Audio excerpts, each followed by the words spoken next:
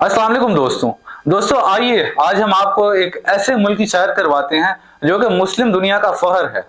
जी हाँ, हम बात कर रहे हैं अजरबैजान की। दोस्तों, यह मुल्क तालीम, तहजीब और इत्तेहाद का एक शानदार नमूना है, एक शानदार मिसाल है। आइए देखते हैं कि अजरबैजान हमें क्या सबक देता है और हम पाकिस्तानी कैसे अपने मुल्क को बेहतर बना सकते हैं। दोस्तों, अजरबैजान की सबसे पहली खसूसियत तो यह है कि यहाँ पर मस्जिदों में शिया और अहले सुन्नत दोनों इकट्ठे मिलकर नमाज पढ़ते हैं। कोई तफरका साजी नहीं देखी जाती और यह भाईचारे और इत्तेहाद की सबसे बड़ी मिसाल है। फिर इसकी सबसे बड़ी खसूसियत यह है कि यहाँ सफाई सुथराई का ख्याल रखा जाता है।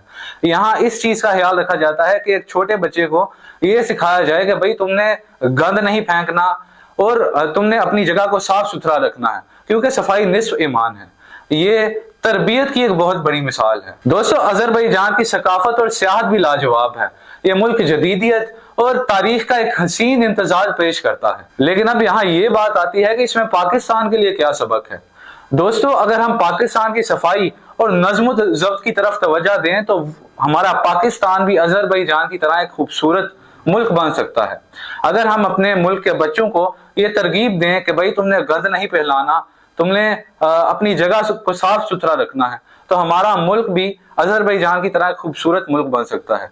दूसरी चीज, हमें अजरबैजान से ये सबक हासिल करना चाहिए कि इख्तलाफ रहने के बावजूद, मुसलमानों में मजहबी या मुसलकी इख्तलाफ रखने के बावजूद हमें इकट्ठा रहना चाहिए और इत्तेहाद को फरोग देना चाहिए, ताकि अजरबैजान की तरह का एक माहौल हम यहाँ भी बना सकें। दोस्तों, अजरबैजान हमें यह सिखाता है कि तालीम, तरबियत और इत्तेहाद सब मुल्कों की तरक्की की एक अहम बुनियाद है।